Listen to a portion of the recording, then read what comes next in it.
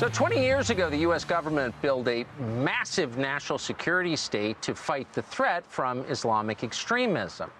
That entire apparatus has now been turned on the American population itself, the white supremacists that Joe Biden says live in our midst. White supremacy, Joe Biden has told us, is the greatest threat this country faces. What is it exactly? Who are these people? Why have none been arrested? No one's asked that question. No one in Congress has, not even Republicans. Why is that exactly? David Holoritz is a longtime conservative writer, but he began his career on the hard left. He's the son of communists. He understands exactly what's happening. He's been predicting it for quite a bit of time. We just spoke to David Holoritz for a brand new episode of Tucker Carlson Today. Here's part of that conversation.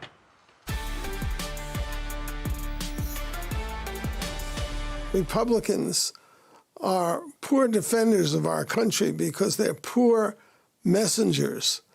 The Democrats control and have controlled every major city, inner city in America for 50 to 100 years, controlled them 100%.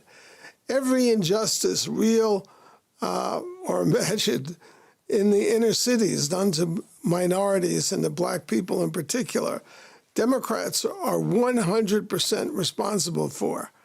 And yet Republicans are too polite to ever mention this. It's as though they don't want to embarrass their enemies by confronting them with their worst crimes.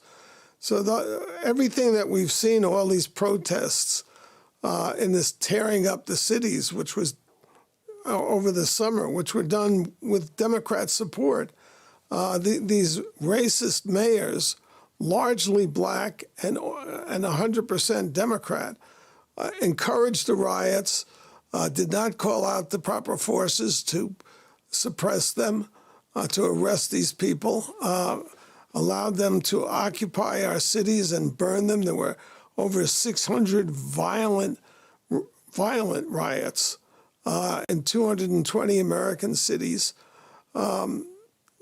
This is the problem in our country. Everything's upside down. The racism in our country is an epidemic of anti-white racism. You can say anything about white people. You can fling terms like white supremacy around with no evidence, no basis in reality. America is not a racist society in the least. And, you know, Joe Biden, what has he said? The greatest threat is not ISIS, it's not China, it's not the Iranian terrorists. The greatest threat to America is white supremacy. Well, he must be talking about himself because he's been a lifelong white supremacist. And I guess he's doing some kind of what he thinks is a personal atonement by dumping that charge unjustly on his country. But it's a monstrous lie.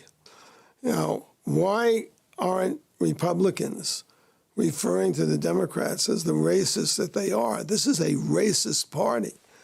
The equity programs are designed to help black people and minorities like small business people, but not whites. How racist is that? Yet the only Republican I know who's called a Democrat a racist is Donald Trump. That's why they hate Donald Trump. Republicans have to stop being so nice and going along with this language control. You know, the border crisis, this is treason. You can't blow up the southern border in the midst of a pandemic. It's not only, the conservative estimate is that 100,000 coronavirus carriers will come in illegally into the country this year, thanks to the Democrats.